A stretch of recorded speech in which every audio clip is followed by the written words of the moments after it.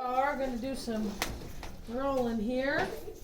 All right, so if you look up at the diagram, right, what do you guys notice about these right there? What does it say up there? One. The first two rods in section 1 are rolled forward. Okay, the first two rods in section 1 are rolled forward. So when we start here, so this is 1, 2, 3, and then it goes, it's like 4, 5, 6, 7, and then like the last two are, these are something weird, I don't know. Anyways, we start here in this front one, and the first sections that we take, we're actually going to roll to the face. Okay, and the reason being is because, think about it, if we rolled it back, it's going to have like this little stand-up tuft, and then she'll have like almost like a calic, right? That what I like to call something about Mary look, and we don't want that. Okay, so when we take these sections, because we're going to be rolling forward, we're going to be standing in the front. Okay, when we get to the back, we start rolling backwards, and we'll be standing in the back. Okay, so I'm going to take this. We're going to get this guy here coming out. With your guys' end papers too, if you take them, hold your finger on the corner a little bit, and you want to spin them, because this is going to help you if you guys haven't tried to already, especially when your hands are wet. If you try to pick them up, they stick together, so I like to fan them out really, really big, just like that. It's going to make life a lot easier. Okay? Yes? Where are the end papers? Oh, I passed them out. Did I not give you any? I don't. Yeah, you got some. I was Oh. going to say, man, did I forget about you? Shame on me, but I didn't. Good job. All right. So we're going to start with these ones going forward. Your sections need to be the same size as your rod, right? So the trick with these is that you don't want them to be too big, but you also, if they get too small, your rods can start to bunch together, and you don't want to do that. And it's going to be very similar, just like when we did shampoo sets. So think about your on-base placement, right? When we push it at a 135, that's what you're going to do for a perm every single time. So perm, you don't do different base placements, it's just on basement at all times. So because we are wanting to come to the front, which way am I going to over direct that hair? To the back. To the back. Good. So you really want to make sure that the hair is nice and tight. Same thing, wet, especially those ends. There we Wow. Perfect. I'm still try it out. to come out. Okay, so we're going to come in here. I'm going to take this. I'm going to push it away from me. You want to make sure it's nice and even.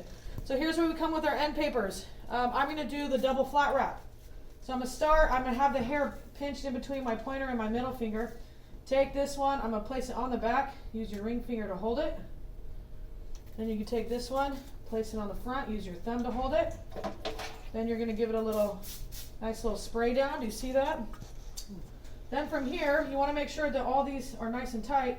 You're going to push it all the way through. Those ends, you want those ends to be really smooth.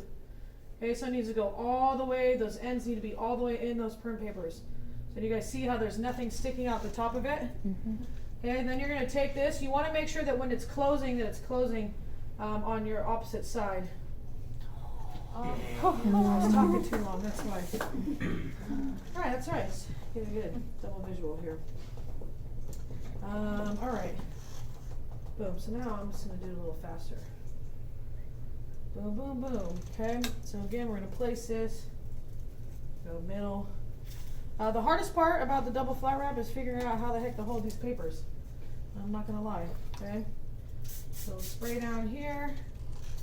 We're going to start to stretch. I'll use two hands all the way up, smooth them out. This is where you want to see them nice and straight in there. You don't want any of those fish hooks. I'm going to come around here and I'm going to start to roll. Now when you're rolling this, you really want to make sure that those ends are coming all the way around the rod, that you're not folding them into, because that's another way those fish hooks will get in there, okay? And then you're going to start to roll down. Now, if you start to have those hairs that stick up, like that's not that bad, but just to show you, this is where you do a single flat. You'll wrap it just like this to help them lay down nice and smooth, and then we're going to roll down all the way. You could do a rock and roll method too. If it starts to get too loose, rock and roll, and then it's going to sit right at the end, right on top. You're going to take this and you got to close it. Now, we have a closed side, a closed end side, and an open end side. So on your closed end side, notice I can't get under that rod. Do you guys see that? Okay, where on the open end side, I can get under that rod and unroll it. When you close your elastics, you want the elastic to be closer to the closed end side. Okay, so you're going to snap it, put it in there. Now you don't want it to dent, so mine's sitting right on top. like that, right? If I shift this, because I see this a lot, people will shift it. And then do you see how it's denting into the rod?